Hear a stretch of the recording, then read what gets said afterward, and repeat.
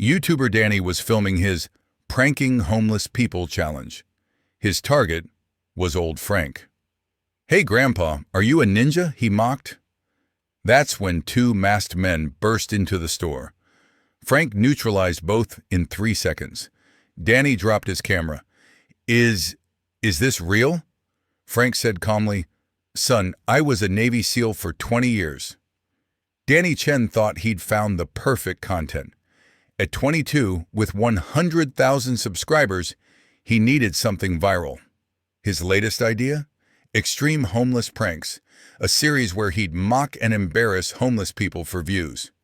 "Yo, what's up, Danny Gang?" he said to his camera, standing outside a 7-Eleven in downtown San Diego. "Today, we're pranking homeless people, and I just found our first target." He zoomed in on Frank Castellano, a 68-year-old man sitting on a milk crate near the entrance. Gray beard, worn military surplus jacket, weathered hands wrapped around a cup of coffee. Frank looked like he'd been on the streets for years. "Watch this, guys," Danny whispered to his camera. "I'm gonna mess with this old dude. Content gold." Danny approached Frank with exaggerated ninja moves, his friend Kyle filming from another angle. "Hey Grandpa," Danny shouted, "are you a ninja? You look like a ninja. Show me your moves." Frank looked up slowly, his eyes tired but alert. "Son, please leave me alone." But Danny was already committed to his bit. He started doing mock karate chops around Frank, making whooshing sounds. "Come on, old-timer. Fight me. Show me those ancient warrior skills." "I'm asking you nicely to stop," Frank said quietly. Danny laughed, playing to his camera. "Oh, he's scared. The ninja master is scared." He grabbed Frank's coffee cup. "What's your special ninja fuel? Let me check." That's when everything changed. The 7-Eleven door burst open. Two men in ski masks rushed in, one carrying a baseball bat, the other pulling out a knife. "Everybody down. This is a robbery." The store erupted in chaos. The clerk screamed. A woman with her child ducked behind the chips display. Danny froze, his prank suddenly insignificant. The first robber headed for the register. The second, seeing Danny's expensive camera equipment, moved toward him. "Give me the camera, kid." What happened next took exactly 3.7 seconds. Frank moved with a fluidity that defied his age. He swept the robber's legs while simultaneously disarming him, the knife clattering across the floor. Before the man could react, Frank had him in a chokehold, unconscious in seconds. The second robber turned from the register, raising his bat. Frank rolled forward, came up inside the man's swing radius, and delivered a precise strike to his wrist. The bat dropped, a knee to the solar plexus, an elbow to the temple, and the second robber was on the ground. Frank stood calmly, not even breathing hard, and kicked both weapons away. Then he pulled zip ties from his jacket pocket and efficiently restrained both men. The entire store was silent. Danny had dropped his camera, which was still recording from the floor. Kyle stood frozen, mouth open. "Someone call 911, Frank said matter-of-factly. Then he looked at Danny. "You asked about my skills. I was Navy SEAL Team 3 for 20 years. 3 tours in Afghanistan, 2 in Iraq. Now I'd appreciate it if you'd give me back my coffee." Danny's hands shook as he handed back the cup. How did you—" "Muscle memory," Frank said simply. "Once a SEAL, always a SEAL." The police arrived within minutes. As they took statements, the officers clearly knew Frank. "Frankenstein," Officer Martinez said warmly. "Should have known you'd handle it. How you doing, brother?" "Getting by, Martinez," Frank replied. "These kids were lucky I was here." Danny couldn't process what he was seeing. This homeless man he'd been mocking was friends with cops? Had just taken down 2 armed robbers like it was nothing? "Wait," Danny said. "Frankenstein?" Officer Martinez laughed. "That was his call sign. Frank Frankenstein Castellano, legend in the teams, Medal of Honor recipient, saved an entire platoon in Kandahar. Then why? Danny looked at Frank's worn clothes, his milk crate seat. Frank's expression darkened slightly. Not all wars end when you come home, son. As the robbers were led away and statements were finalized, Danny retrieved his camera. The entire incident was recorded.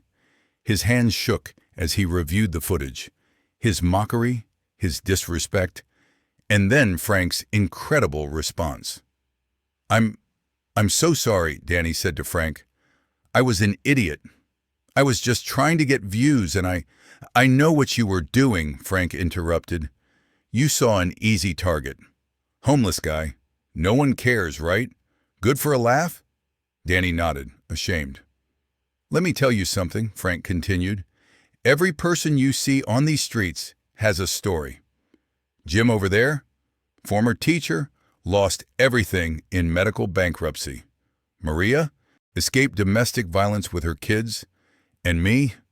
I spent 20 years defending this country, came home with PTSD and a traumatic brain injury. My wife tried, God bless her, but I wasn't the man she married. Lost her, lost my home, lost myself. But you're a hero, Danny said. Medal of Honor. Why doesn't anyone help? Frank smiled sadly. There are 40,000 homeless veterans in America, son. We're invisible until moments like this. Then tomorrow, we're invisible again. Danny made a decision. Not anymore. Not you. He turned to Kyle. We're keeping all the footage. Everything. My disrespect, your response, all of it.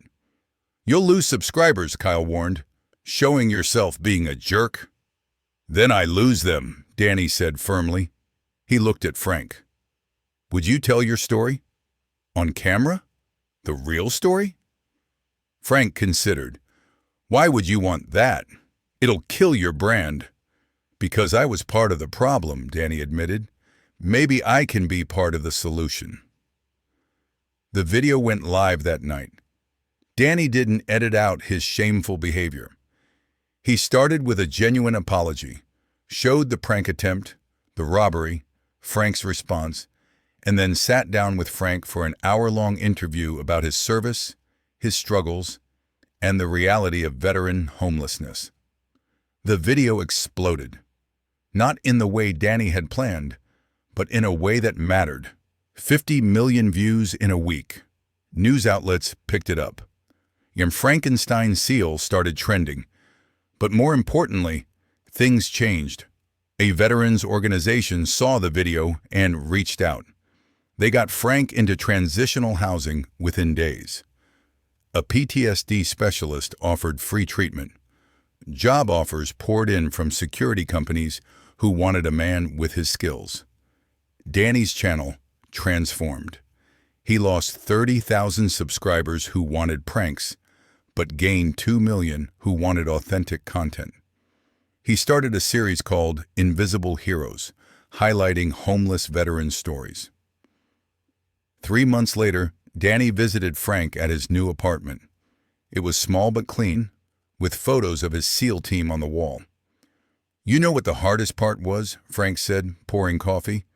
Not the streets, not the cold or hunger. It was being invisible, being seen as less than human. You gave me visibility back. I almost didn't, Danny admitted. If those robbers hadn't shown up, but they did, Frank smiled. Sometimes the universe puts you exactly where you need to be. You needed to learn a lesson. I needed to remember who I was. Those people in the store needed protection. It all worked out. Danny's phone buzzed. Another veteran had agreed to share their story for his channel. As he prepared to leave, Frank stopped him. Danny, I want to show you something. He pulled out a challenge coin, Navy SEAL Team 3. In the teams, we give these to people who've earned our respect. You made mistakes, but you owned them. You changed. That takes courage. He pressed the coin into Danny's hand.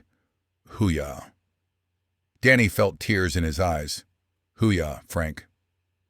A year later, Danny's Invisible Heroes series had helped house over 200 veterans.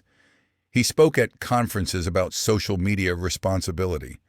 His most watched video remained the one where he got humbled by a homeless Navy SEAL. Frank now works as a self-defense instructor at a community center.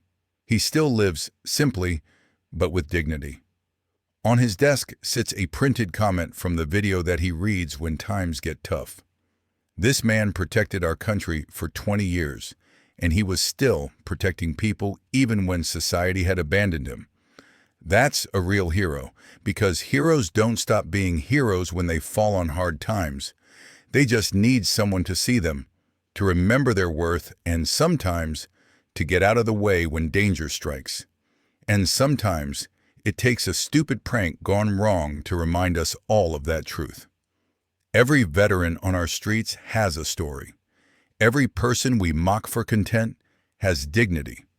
And every one of us has the choice to be part of the problem or part of the solution.